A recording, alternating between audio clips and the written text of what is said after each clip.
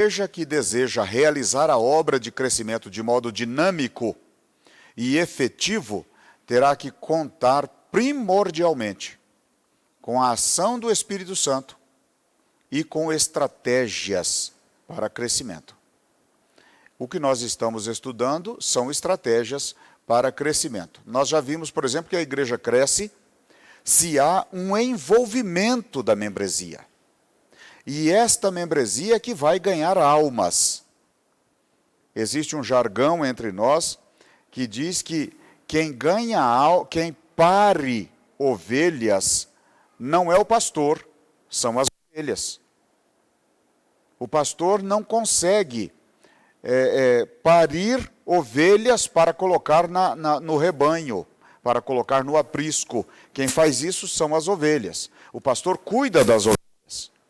Ele cuida da ovelha mãe, ele cuida da ovelha, do cordeiro, para que o cordeiro venha a ser uma ovelha, ele cuida, ele trata bem, ele tosa, ele faz o que é necessário, ele alimenta.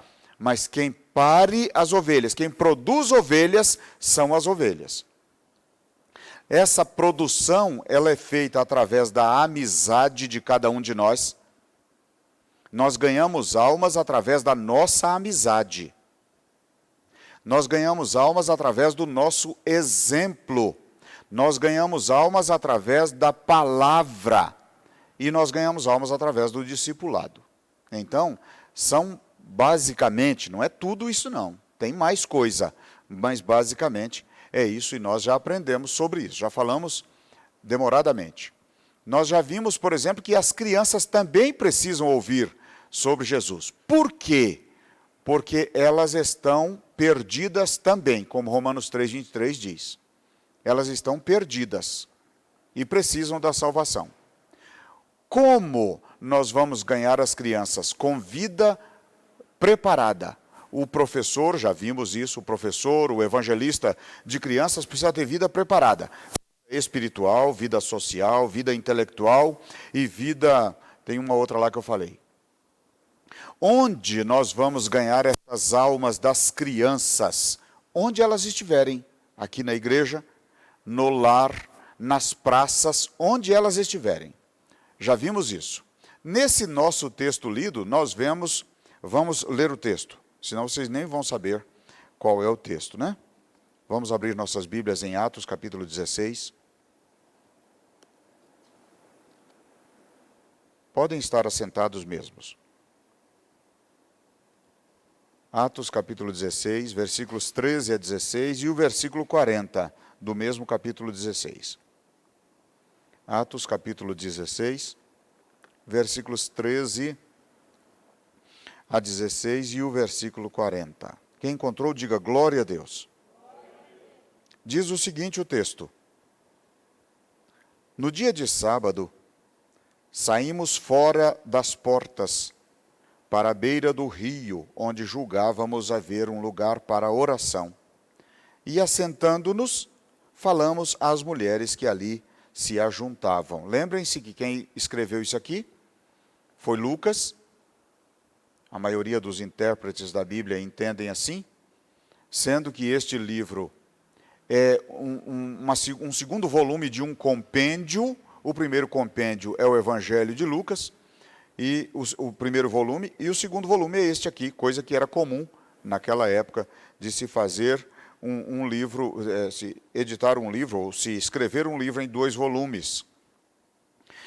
Versículo 14. E uma certa mulher, chamada Lídia, vendedora de púrpura da cidade de Tiatira, e que servia a Deus, nos ouvia, e o Senhor lhe abriu o coração para que estivesse atenta ao que Paulo dizia.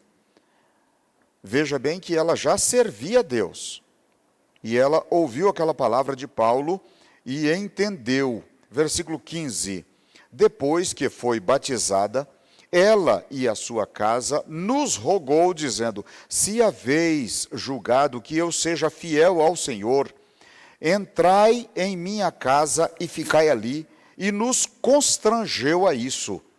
E aconteceu que, indo nós à oração, nos saiu ao encontro uma jovem que tinha espírito de adivinhação, a qual, adivinhando, dava grande lucro aos seus senhores. Versículo 40. E saindo da prisão, entraram em casa de Lídia, aquela vendedora de púrpura da cidade de Tiatira, e vendo os irmãos que ali congregavam, os confortaram e depois partiram.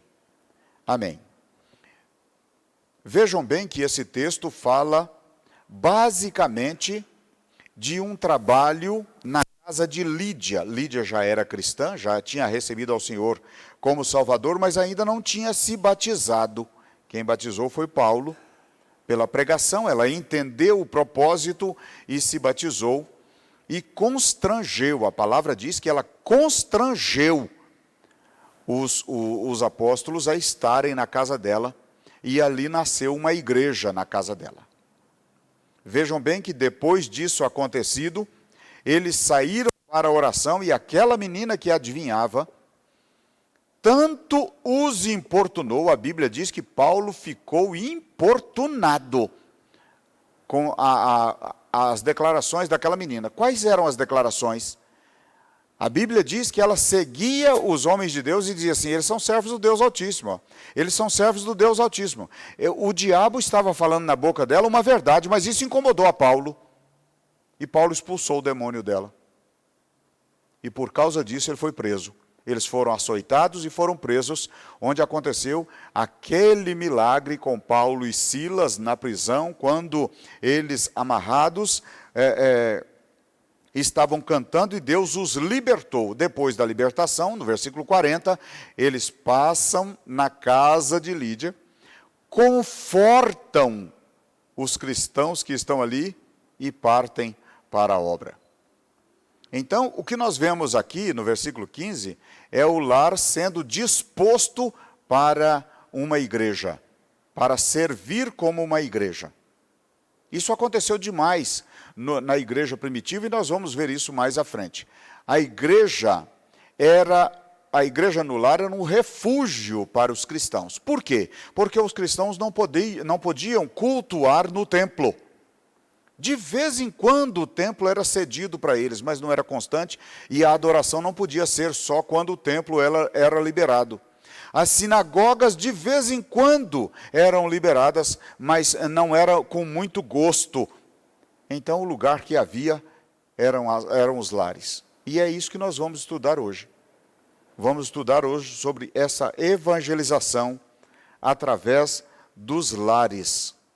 Vejam bem que um levantamento histórico feito na revista da CPAD do primeiro trimestre de 93, 89, 99, foi um ano declarado, uma década declarada da colheita pela CPAD. Numa daquelas revistas, a que fala sobre evangelização em lares, ela diz que 90% das igrejas nascem no lar. 90% das igrejas. E eu, quando estava vendo essa estatística, eu pude me lembrar aqui em Goianápolis de igrejas que nasceram em casas, inclusive a nossa. Pastor Esli, o senhor sabe bem a história inicial da Assembleia de Deus? Da nossa igreja?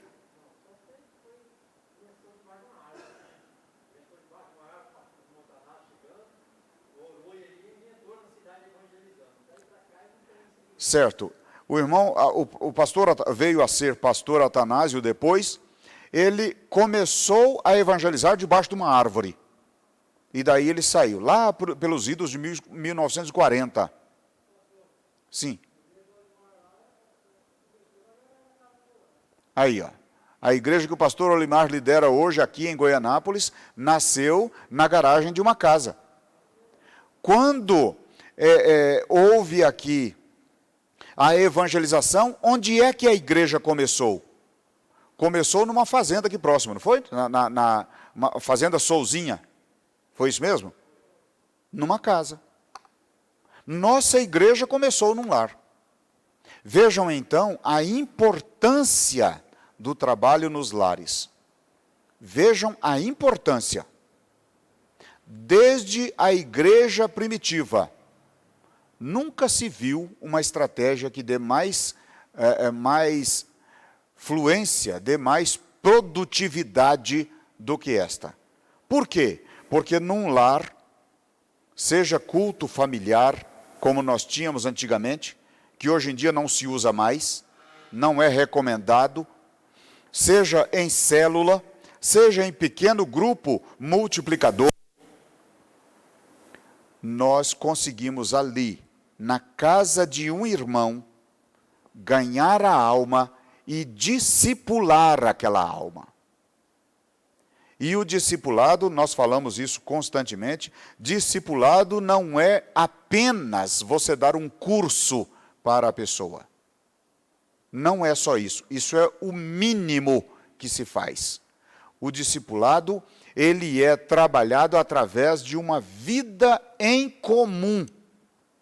Nenhum discipulado acontece sem um acompanhamento, sem um relacionamento, porque é no discipulado que o discípulo aprende como suportar quando você é ofendido, é no relacionamento. O discípulo está junto com você, você esteve sendo ofendido, o discípulo diz, então é assim que eu preciso reagir?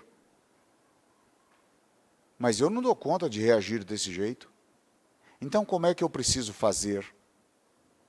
Aí ele pergunta para o discipulador ensina para ele os aspectos do fruto do Espírito, incentiva-o a buscar o fruto do Espírito, e aí aquele discípulo aprende a suportar as tribulações e aprende a reagir do modo que Deus quer. Isso não se ensina num curso, só se ensina no relacionamento. O discípulo precisa aprender e ele precisa viver a prática de uma vida honesta. O discípulo precisa aprender que ele não pode chegar em um supermercado e pegar uma balinha sem comprar. O discípulo precisa aprender que ele não pode entrar no hipermercado quando ninguém está vendo e pegar um Danone, abrir e entregar para o seu filho ou tomar aquele Danone dentro do mercado sem comprar. O discípulo precisa aprender isso, mas ele não aprende num curso, ele aprende vivendo com o discipulador. É vivendo. E isso a gente consegue no trabalho, nos lares. Porque você tem ali uma semana, você encontra com o seu discípulo. Ele ainda não é discípulo, ainda não recebeu a Cristo como Salvador, mas ele está gostando do estudo da palavra. Você não falou em religião, você não falou em ninguém, você falou sobre Cristo. O que Cristo pretende, qual foi a obra de Cristo, por que Cristo veio, por que Ele nos ama, por que Ele quer nos libertar, o que acontece se nós nos relacionarmos com Ele. Aí aquele prospecto discípulo diz, eu quero ser um discípulo de Jesus. Quer? Pois então nós vamos orar por você. Ora por ele ali, ele recebe a Cristo como Salvador, e aí na próxima semana você encontra com ele outra vez, na outra semana você encontra com ele outra vez, aí você marca um horário para ler a Bíblia com ele, você marca um horário para esclarecer as dúvidas, ele traz um testemunho, você glorifica a Deus pelo testemunho, ele desperta os dons, ele diz, eu sei tocar violão, vocês me deixam tocar? É claro que deixamos, e ele vai se envolvendo e aprendendo, ele vai aprendendo a ser um cristão de verdade com você naquele lar. Isso é que é discipulado. Muitos de nós pensam que discipulado é apenas aquele curso que a pastora Eliane ministra aqui nos domingos na escola bíblica dominical. Aquilo é um complemento ao discipulado. Muitas pessoas, como eu já disse a vocês, a Assembleia de Deus foi, até os anos 80, campeã de ganhar almas. Campeã. Eu participei de cruzadas evangelísticas que outras igrejas não faziam, a Assembleia de Deus fazia. Eu participei. Carregar caixa nas costas, botar em cima de caminhão, chega lá, arrumar tudo. Eu tenho certeza que o Oswaldo também já participou. Então, vejam bem que esse tipo de trabalho gerava para a Assembleia de Deus muitas almas. O evangelismo com folheto gerava para a Assembleia de Deus muitas almas.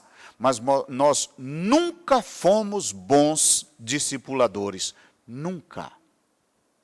Por isso, nós perdíamos muitos daqueles que recebiam a Cristo como Salvador.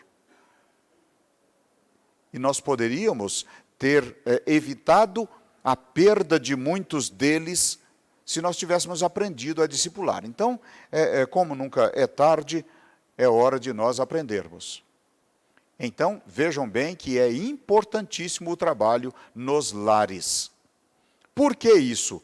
Porque o lar é uma extensão da igreja. Nós precisamos entender isso.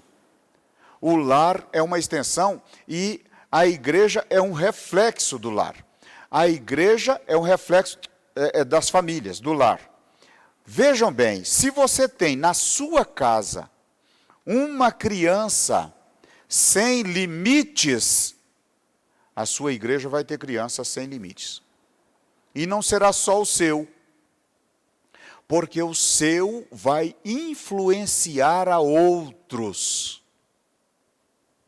E aí, não sendo só o seu, vai juntar umas crianças que não terão limite e darão trabalho para o pastor, para as professoras de escola dominical, para as professoras do culto infantil, vão gerar um transtorno.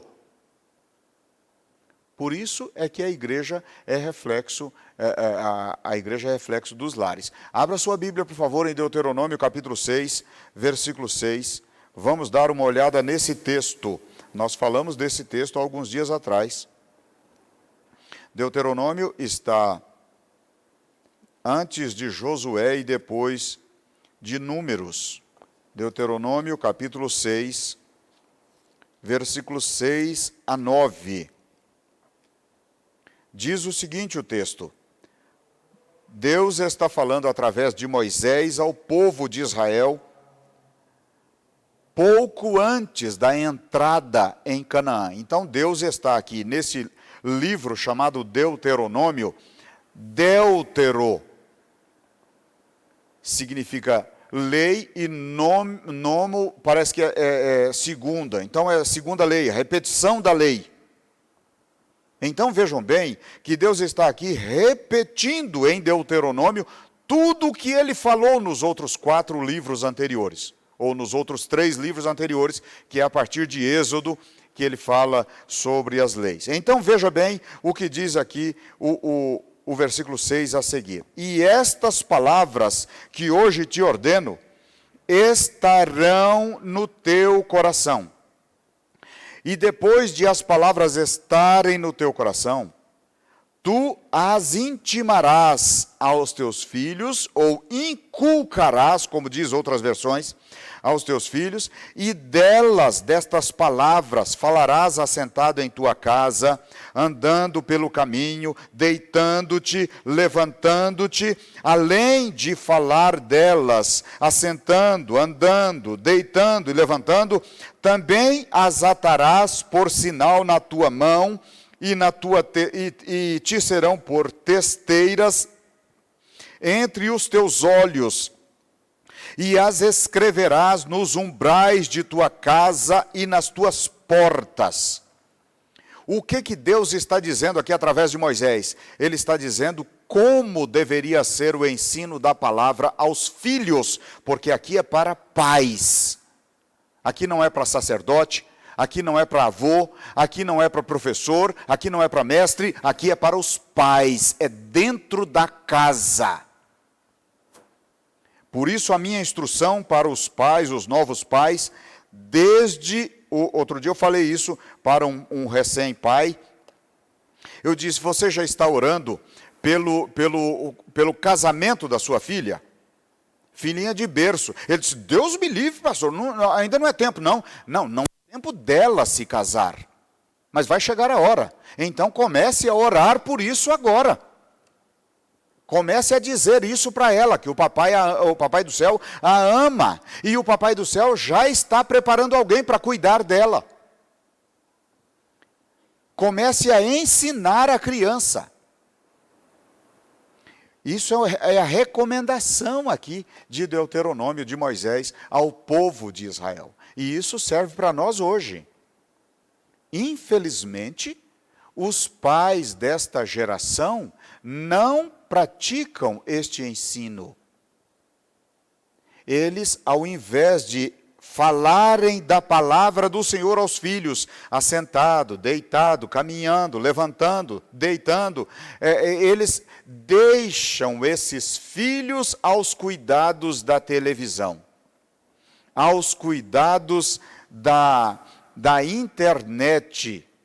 Vi outro dia, eu estava na lotérica pagando uma conta e vi uma avó dizendo em alto e bom som e com um certo garbo que se tirar a internet, ela estava pagando a internet, se tirar a internet do filho, se ele ficar sem internet, ele perde o controle.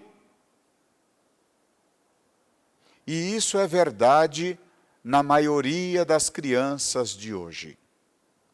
Mas a responsabilidade primeira de educar as crianças não é da igreja, não é da escola, é dos pais. Os pais é que precisam se ater a isso. Trazer a palavra para a vida da criança. É neste aspecto que a palavra de Deus diz que nós devemos ensinar a criança no caminho, não é o caminho, é no. Isso dá a entender e quer dizer andando com ele no caminho em que ele deve andar. É caminhar e ensinar. Então, nós podemos perfeitamente dizer que o seu primeiro discípulo deve ser o seu filho, a sua filha. O seu primeiro discípulo, porque você aqui pratica um discipulado. Eu estava vendo agora mesmo, antes de sair de casa, vendo uma filmagem, parece que nos Estados Unidos, de um aluno de uns 17, 18 anos, deve ser uns 17 anos, trolando o professor. É um termo jovem.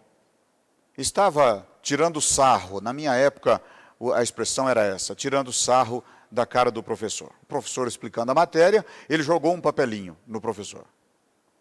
O amigo que estava filmando aqui, entregou uma borracha para ele. E ele pegou a borracha, jogou no professor e parece que pegou no rosto do professor, alguma coisa assim, a filmagem não dá a entender. E o certo é que o colega escondeu aqui o celular. Quando o colega voltou o celular, o professor estava pertinho do aluno e deu 2 tapas bem dados na face do aluno. Eu comentei com a Miriam, a mãe não ensinou, o pai não ensinou, está aqui o professor ensinando. O respeito que a criança deve ter a alguém, não é só a palavra não, o respeito que a criança deve ter a alguém no mundo, o pai é que precisa ensinar. É o pai, é a mãe. Não são outros, não existem cuidadores que façam isso tão bem, não existem mestres que façam isso tão bem, não existe igreja que faz isso tão bem. Você sabe por quê? Porque a igreja não tem autoridade paterna. Os mestres não têm autoridade paterna. Ninguém tem autoridade paterna, quem tem é o pai e a mãe. E quando Deus entrega a criança a um casal, Ele entrega a autoridade para eles. Isso é verdade, meus amados. No mundo espiritual, O inimigo respeita isso. O diabo respeita essa autoridade que Deus dá. Então você é a primeira autoridade sobre o seu filho. Você é a primeira autoridade e deve exercer a autoridade com amor, com carinho, com dedicação, mas com uma dosagem grande de responsabilidade, porque esta é a herança que Deus lhe deu. Por isso é que a igreja reflete o que acontece lá no lar.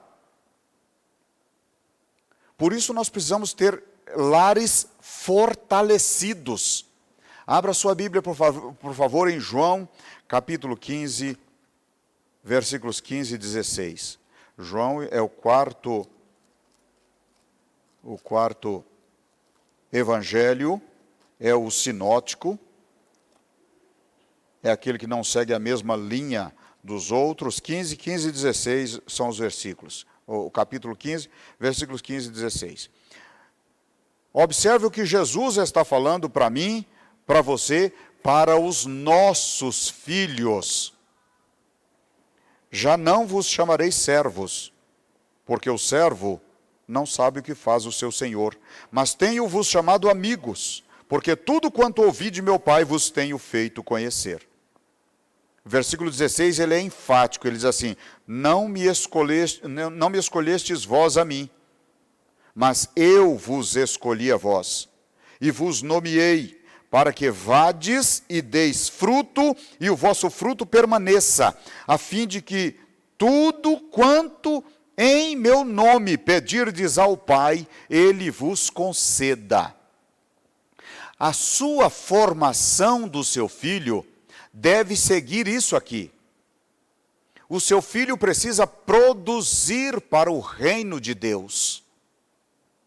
Você o recebeu como herança para formar nele um verdadeiro adorador, um verdadeiro produtor de almas para o reino de Deus.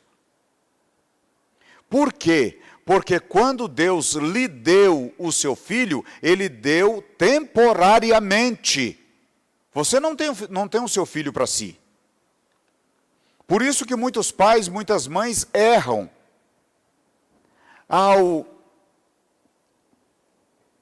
tentar evitar que filhos se casem, ou a retardar casamentos de filhos. Nós não criamos filhos para nós.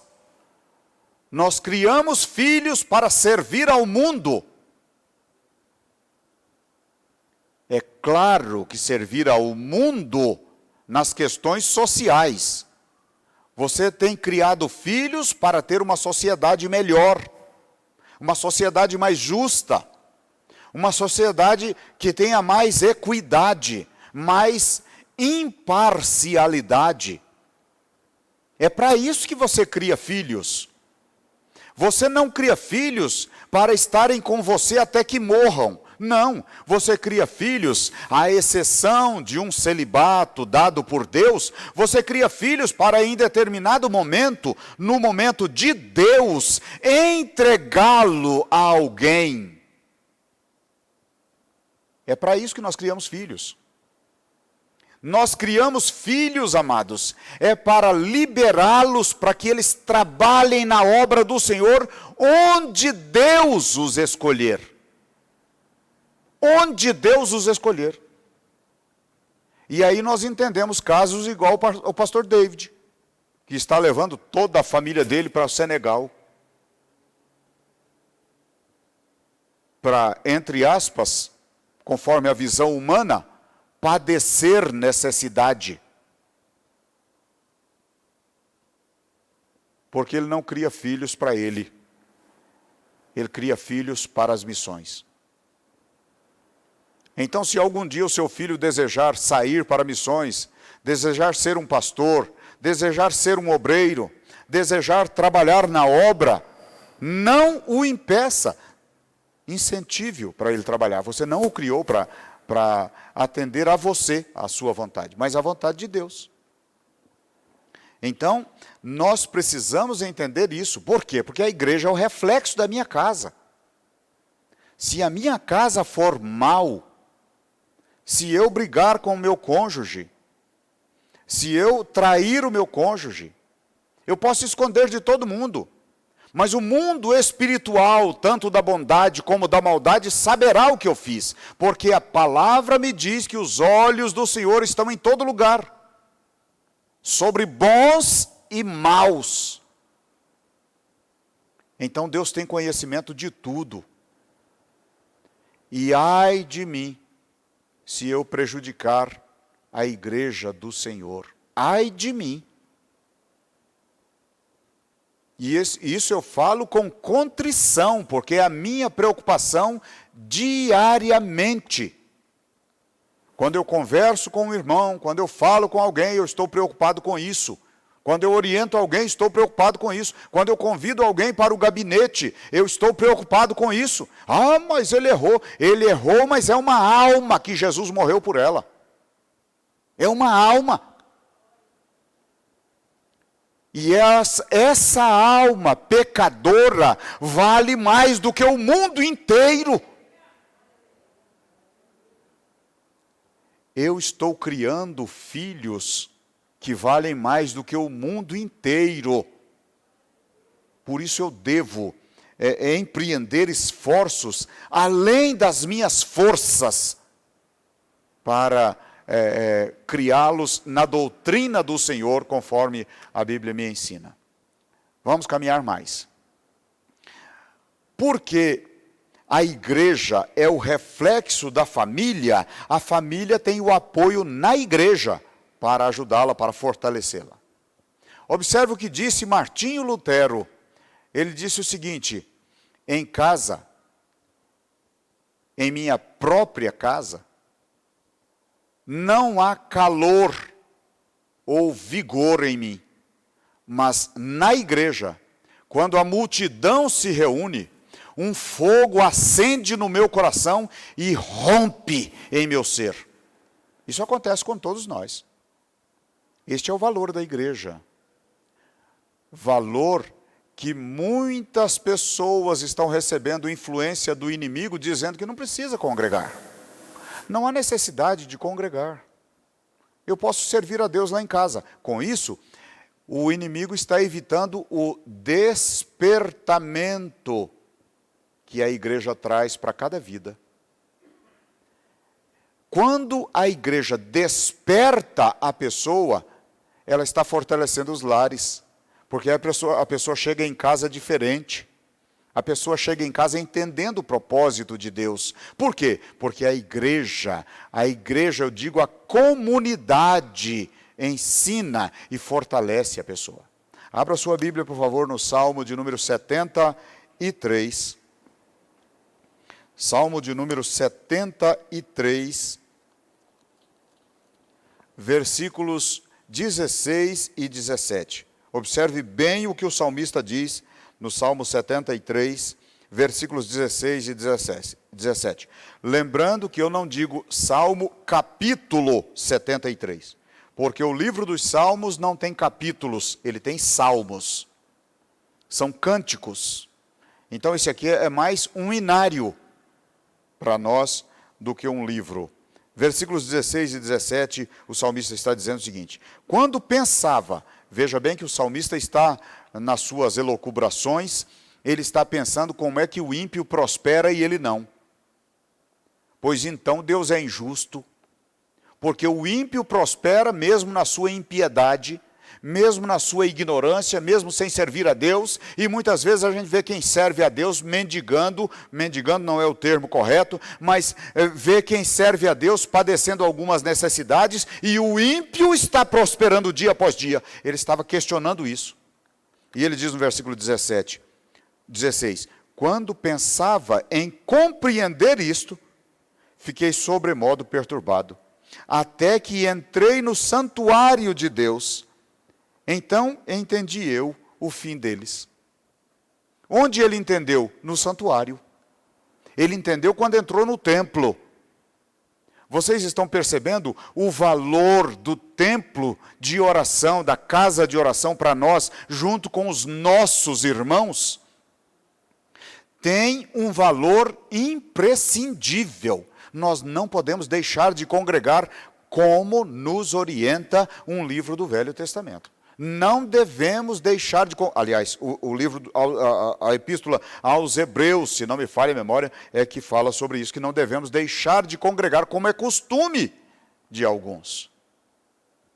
Vejam que a questão da congregação já era daquela época, lá de mais ou menos 90 depois de Cristo. Então veja bem que a igreja, para ajudar a família a ajudar a igreja, ela fortalece a família.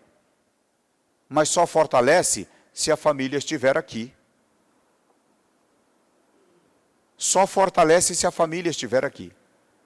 Se a família não estiver aqui, ou se um representante da família não estiver aqui, aquela família não é fortalecida. Por quê? Porque o fortalecimento tem base na comunhão dos irmãos. É nisso que nós somos fortalecidos. É recebendo, como eu sempre digo a vocês, era recebendo um abraço, que em nome de Jesus nós vamos voltar a nos abraçar.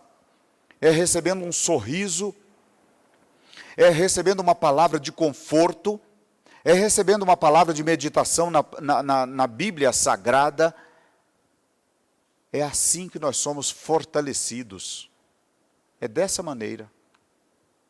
Então, a igreja é fonte de fortalecimento. Mas não é só isso. A sua igreja, a sua família precisa desse despertamento. Mas não é só isso. A família, a igreja é fonte de comunhão.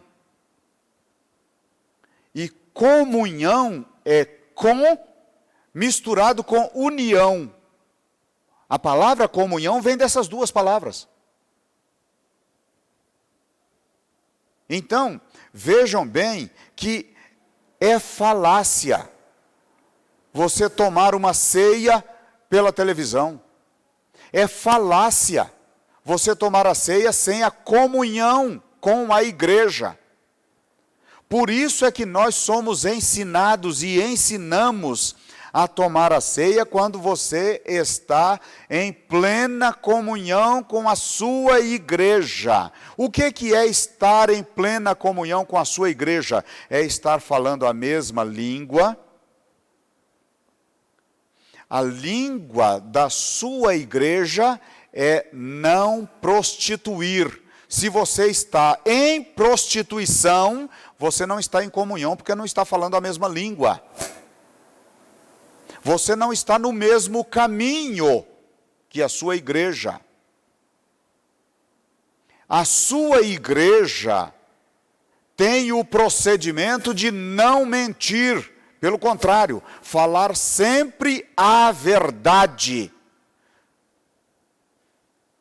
Se alguém que congrega numa igreja, que professa falar a verdade, e está mentindo, ele não está procedendo como a igreja procede, ele não está em comunhão com a igreja. Quando nós dizemos então que você pode tomar a ceia, se estiver em plena comunhão com a sua igreja, é isso que nós estamos dizendo. Você está andando no mesmo caminho? Você está obedecendo aos mesmos preceitos? Você está vivendo da mesma maneira? Por que nós pedimos isso? Ao contrário de outras igrejas que dizem que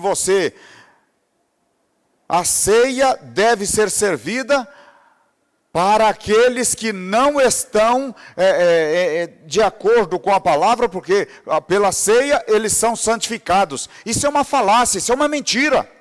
A Bíblia não nos diz assim. Então nós falamos contrário a isso. Por que nós falamos? Porque ceia é símbolo de comunhão. Comunhão. O partir do pão que a palavra diz respeito à comunhão. Porque se você parte o pão com alguém, você está em comum acordo com ele. Você é da mesma linha doutrinária, da mesma linha de pensamento que ele. Você está comungando da mesma ideia. Por que eu disse que disse várias vezes aqui, que para evangelizar crianças você precisa ter um caráter ilibado, você precisa ler a Bíblia, você precisa ter certeza da salvação, você precisa disso, precisa daquilo, precisa estudar outros temas, para que você compreenda a criança. É exatamente porque é assim que nós pregamos. Senão você não tem comunhão com Cristo. Como é que você tem comunhão com Cristo se você não o conhece? E você só pode transmitir aquilo que você tem. Acabamos de ler em Deuteronômio 6, de 6 a 9. No primeiro versículo, Moisés disse: e você vai ter esta palavra que eu ensino para você hoje, dentro do teu coração. E dá a entender, depois que você tiver esta palavra no seu coração, você inculca na cabeça e na mente dos seus filhos. Comunhão. Nos dias de hoje, nós temos uma dificuldade de comunhão. Quando eu falo em comunhão, por exemplo, eu estou dizendo que nós não podemos ter alguém na igreja que nós dizemos, se o fulano sentar na mesma longarina que eu saio. Eu vou prestar atenção o dia que a fulana, ou fulano, ou ciclano, vem na igreja, porque no dia que ele vier eu não venho. Existe no mundo evangélico hoje, existem muitas pessoas que se dizem servir a Cristo dessa maneira. Com raiz de amargura. Com dissensão com seu irmão. Ele não comunga do mesmo ambiente, então ele não tem comunhão. Então uma pessoa dessa não pode tomar a ceia, porque se ele tomar a ceia, ele está matando Jesus outra vez. Ele está tornando vã a morte de Jesus. É preciso que entendamos isso. Nós precisamos sofrer mais pelo Evangelho. Nós precisamos nos sacrificar mais. Nós precisamos viver melhores. Independente de como estamos, precisamos viver melhores. Nós não podemos dizer no nosso íntimo, eu já estou bem, eu já melhorei o que precisava, agora eu não preciso melhorar mais. Engano nosso. Nós sempre teremos alguma coisa para melhorar. Até mesmo porque nós mudamos de opinião, nós mudamos de comportamento e sempre teremos algo para melhorar na nossa vida. Então, vejam bem que Apocalipse 7, 9 fala de uma unidade na adoração a Jesus. Lá na escatologia, lá quando Jesus voltar, quando passar o milênio, aí nós estaremos louvando Jesus, todos, numa só voz. Como é que eu vou para lá se eu não tiver comunhão com meu irmão aqui? Será que eu poderei ir para lá? Será que Jesus vai me receber eu tendo intriga com algum irmão? Eu estando de alguma maneira ressentido com o meu irmão? Eu não posso conceber isso, meus amados. Então precisamos melhorar dia após dia. Sua família precisa do despertamento que a igreja oferece, precisa da comunhão que a igreja oferece. A igreja também é fonte de edificação. Edificação por quê? Porque quando eu estou conversando com o irmão e conto um testemunho de alguma coisa, agora aqui, tivemos um testemunho. Sim, a irmã Vaninha esteve aqui dando um testemunho no domingo, e um testemunho que nos edificou. Nos edificou. constantemente, todas as vezes que alguém vem dar uma palavra de testemunho à igreja, nós somos edificados. Mas não é só aqui. Quando alguém, anteontem eu fiquei sabendo de uma pessoa que está aqui trabalhando em Goianápolis, não mora aqui ainda, mas está aqui trabalhando. Ela recebeu a Cristo como Salvador, prestem atenção, ela recebeu a Cristo como Salvador, é uma autêntica cristã nos dias de hoje, até mesmo porque ela foi de uma vida muito pregressa, extremamente pregressa antes da conversão, mas agora é serva do Senhor, e tem o filho ensinado nos caminhos do Senhor. E o filho, há um tempo atrás, disse assim: mamãe, eu estava querendo viajar de avião, eu queria nessas férias viajar de avião. Ela disse: meu filho, mamãe não pode oferecer isso, papai também não. Nós não temos condições nesse ano de oferecer isso para você, uma viagem dessa nas férias. Então, mas eu sei de alguém que pode fazer isso. O papai do céu pode fazer isso. Amados, ela já tinha trabalhado de faxineira há um tempo atrás. E uma daquelas patroas dela ligou para ela, poucos dias depois, ligou para ela e disse assim: fulana, eu queria fazer uma proposta para você. O que você vai fazer? O que você vai fazer nos dias tais e tais desse mês tal? Ela disse: não tem nada programado não. Ah, sim. Então eu queria pedir para você nos acompanhar numa viagem de férias que nós teremos. Eu vou pagar a sua passagem, vou pagar a passagem do seu filho, e a única coisa que você vai fazer é cuidar do nosso filho. Eles foram, não pagaram nada. A pessoa que me contou esse testemunho disse que ela disse que se ela falar que pagou uma água, ela está mentindo. Não pagou nada. A comida, quando ela saía com as crianças, chegava, a comida estava pronta porque tinha alguém para fazer. Quando ela foi despedir do povo que chegou na cidade, não sei se Goiânia ou Anápolis, chegou na cidade, que ela foi despedir, a menina disse assim, a patroa disse assim: espera aí que eu vou acertar com você os dias. Ela disse: não. Seria injusto eu cobrar alguma coisa da senhora. Eu fui e não paguei nada. Vivi do bom e do melhor e não paguei nada. Ela disse assim: mas eu te convidei, não foi para você servir a nós de graça, eu vou te pagar. Pagou R$100 por dia, ela ainda ganhou R$1.200. Olha o que Deus faz através de uma criança. Então, vejam bem que esta edificação desse testemunho é para nós hoje. Eu tenho certeza que a partir desse testemunho alguém vai sair e dizer assim: eu quero aquilo que eu tenho pedido para o Senhor.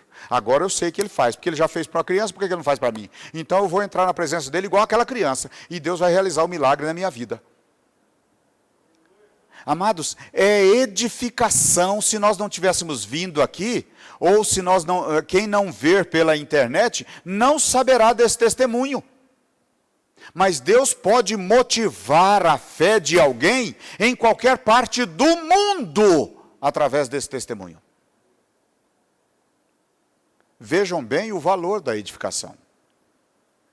Nós somos edificados quando estamos na igreja. Nós não só somos despertados, não só somos envolvidos em comunhão com os nossos irmãos, nós somos também edificados.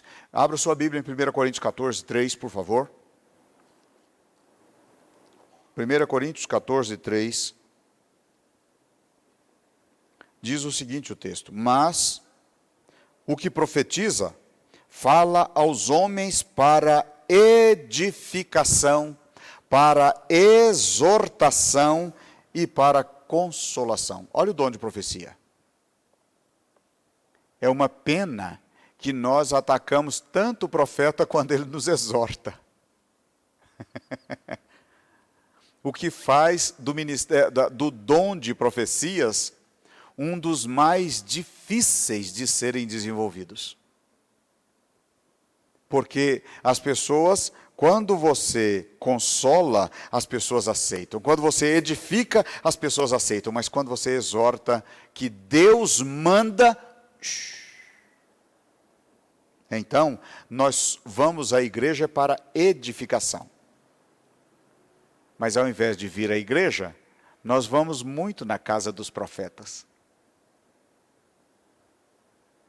para sermos edificados. E por causa desse hábito, já contei para vocês o testemunho de uma missionária de Goianésia, que alguém chegou na casa dela e pediu oração, porque ia sair com um homem casado e não queria que alguma coisa acontecesse de errado na hora. Vejam bem, meus amados, onde é que nós chegamos? Deus preparou o lugar para nós sermos edificados, e nós procuramos edificação no outro lugar. Então, precisamos dessa edificação. A sua família precisa dessa edificação. O seu lar será mais forte. O seu lar será melhor. Muitos problemas que nós encontramos nos lares com a nossa esposa, com o nosso esposo, com os nossos filhos, com o nosso dinheiro, com os nossos móveis, com os nossos animais, com a nossa casa, poderiam ser desfeitos antes mesmo de acontecerem. Porque muitas coisas acontecem na nossa vida porque nós não nos precavemos. O Espírito Santo até nos orienta. Mas nós não atendemos à voz do Espírito Santo. E ele está dizendo, meu filho, não vá por aí. Meu filho, para de agir dessa maneira. Meu filho, cuidado. Meu filho, toma cuidado. Meu filho, toma cuidado. Aí, a casa cai. Porque nós, muitas vezes, e já aconteceu comigo, de não dar ouvidos à voz do Espírito Santo e perder emprego numa das melhores empresas de Goiânia. Já aconteceu comigo. Então, eu sei muito bem do que estou falando e da dor que nós sentimos depois que a gente perde. Porque a gente pensa, bem que o Espírito Santo me informou e eu não dei atenção.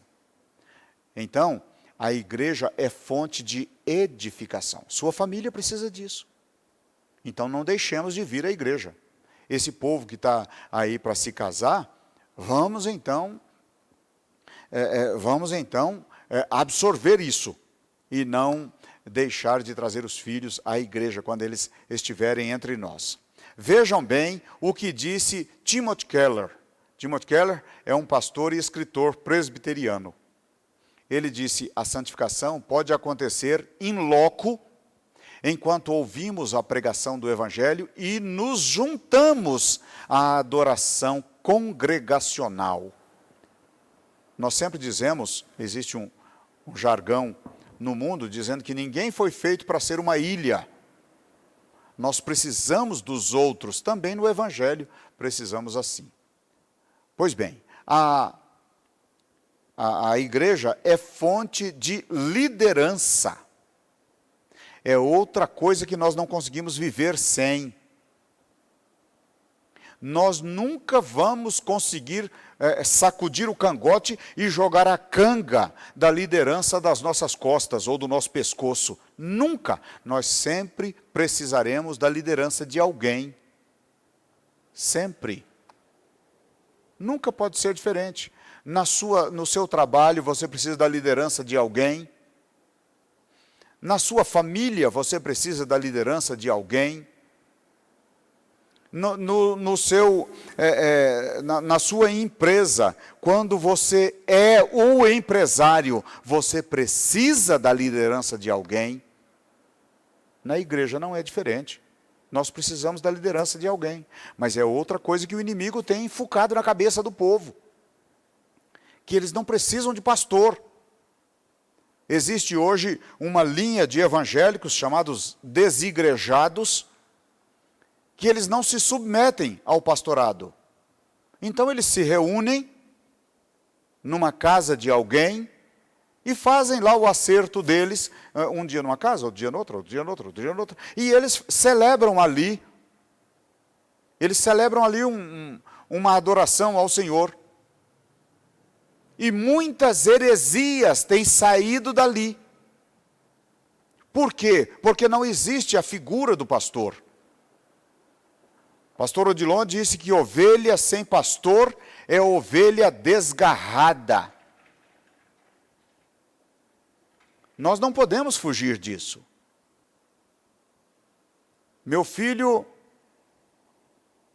Foi meu filho que me perguntou agora, neste final de semana. Ele disse assim: pai, o senhor tem desejo de abrir uma igreja? Eu disse: não.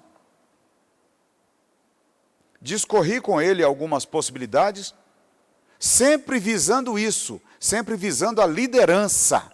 Eu preciso de um líder. Eu preciso de um líder, porque senão começa a fazer bobagem. Eu preciso estar subordinado a alguém, eu preciso prestar contas a alguém, para que eu não faça bobagens. E isso é qualquer um de nós, qualquer um de nós. Se você não tiver a quem prestar contas, você começa a fazer o que não deve, ou o que pensa ser correto, e nem sempre é correto. Por isso que a palavra nos diz, um versículo que eu gosto muito: na multidão dos conselhos há sabedoria. Precisamos de liderança, e a igreja é uma fonte de liderança. Através da igreja você renova os seus laços com o seu Salvador. A sua família também precisa de liderança. Mas não é uma liderança como nós hoje pensamos. Me perdoem pelo que eu vou dizer aqui, mas no mundo evangélico hoje, preste atenção, não estou dizendo aqui, no mundo evangélico hoje, principalmente no Brasil, principalmente no Brasil não, é geral. Os evangélicos querem um guru, eles não querem um pastor. O que é o guru? O guru é quando você precisa de um conselho, você vai lá e ele dá os conselhos baseado no conhecimento dele, ele dá os conselhos dele, e aí você sai e vai praticar ou não os conselhos. O pastor, ele é o líder da igreja.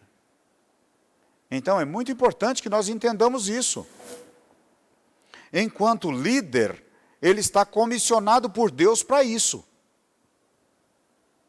O que quer dizer que se eu desobedeço ao meu pastor hoje, se eu desobedeço ao pastor Clarimundo,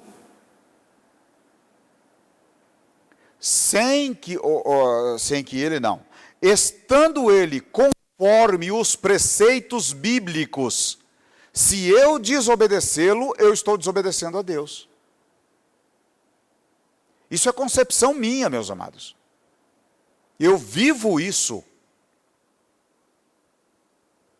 Se eu desobedecer a minha mãe hoje, eu estou desobedecendo a Deus. Ela é uma liderança. Em partes da minha vida, ela é uma liderança sobre mim. Mas muitos cristãos, nos dias de hoje, não compreendem assim. Por isso, não acatam todas as orientações pastorais.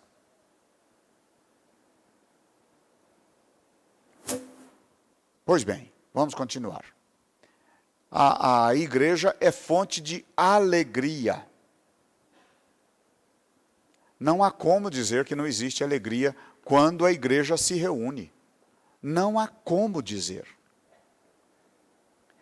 Esta comunhão nossa, esta alegria de rever os irmãos, isso é maravilhoso. Naqueles 40 dias de pandemia, de isolamento, quando nós chegamos aqui para celebrar a ceia, em meio à pandemia, e seguindo os protocolos, entravam 5 pessoas, podiam ficar 15 minutos, parece que é isso mesmo, podia ficar 15 minutos aqui dentro, para pegar os 2 elementos que já estavam consagrados, levar para o banco, orar o quanto ele quisesse, dentro dos 15 minutos, tomava a ceia e saía. Teve muitas pessoas que saíram daqui chorando. Chorando por quê? Pela falta da alegria da comunhão com os irmãos. Vocês não têm noção como eu me alegro quando vejo vocês aqui. E eu tenho certeza que você tem alguém que você se alegra quando o vê aqui. Porque isso é fonte de alegria, essa nossa comunhão. A igreja serve para isso também. Olha a palavra do pastor Diego no domingo. Eu fiquei impressionado. Quando ele disse que não precisamos nos preocupar. Porque a alegria do Senhor precisa estar em nós. Se ela estiver em nós, nós vamos suportar com facilidade toda a situação que vier até nós. Com facilidade. Então, meus amados, é por isso que nós não podemos deixar de participar da igreja, dos cultos. Porque quanto mais participarmos, nós teremos mais despertamento, mais comunhão, mais edificação, mais alegria. Porque a igreja, ela tem esta ideia. Olha o que diz, ela tem esta função. Olha o que diz um provérbio sueco. Alegria compartilhada é alegria em dobro. É alegria em dobro. Quando você recebe uma bênção de Deus e fica com ela só para você, você tem uma alegria. Mas quando você conta, a alegria é diferente. Assim como a ira. Se você se lembra de alguma coisa que a pessoa lhe fez, quanto mais você pensa naquilo, quanto mais você pensa, mais você alimenta e mais você fica irado. Mais aquilo tem importância para você. Assim é a alegria. Então nós devemos pender para o lado da alegria e buscá-la em todo momento. A sua família precisa da alegria. Ela precisa disso. Então, o trabalho nos lares, nós começamos a ver hoje, que ele é muito importante. Nós vimos só um item. Nós vimos só que a família é importante para a igreja, por isso a igreja apoia a família. A igreja fortalece a família. É um trabalho mútuo. É um trabalho mútuo. Alguém disse aqui nesse domingo, não sei se foi o pastor Diego ou o pastor Marcelo, alguém falou aqui que nós precisamos, no momento de angústia, procurar a igreja. No momento de aflição, procurar a igreja. No momento da dor, procurar a igreja. Por quê? Porque a igreja tem isso para nos oferecer. E nós não podemos deixar isso de qualquer jeito, em vão. Precisamos tomar posse destas bênçãos que a igreja tem para nós, porque Jesus nos deixou a igreja exatamente para nos fortalecer nesses aspectos e em muitos outros. Se nós fôssemos falar aqui, nós ficaríamos muito tempo falando, porque são muitos os benefícios da participação e da comunhão com a igreja. Então vamos permanecer assim, fortalecer nossa família nos caminhos do Senhor dentro da igreja. Nós já estávamos fazendo assim, vamos continuar para que Deus nos fortaleça dia após dia. Vamos ensinar aos outros a fazerem assim também, porque assim nós teremos uma igreja forte. Tendo uma igreja forte, nós vamos recepcionar melhor as pessoas. Recepcionando melhor as pessoas, nós vamos crescer. Você poderia ficar de pé, por favor? Não se esqueça da nossa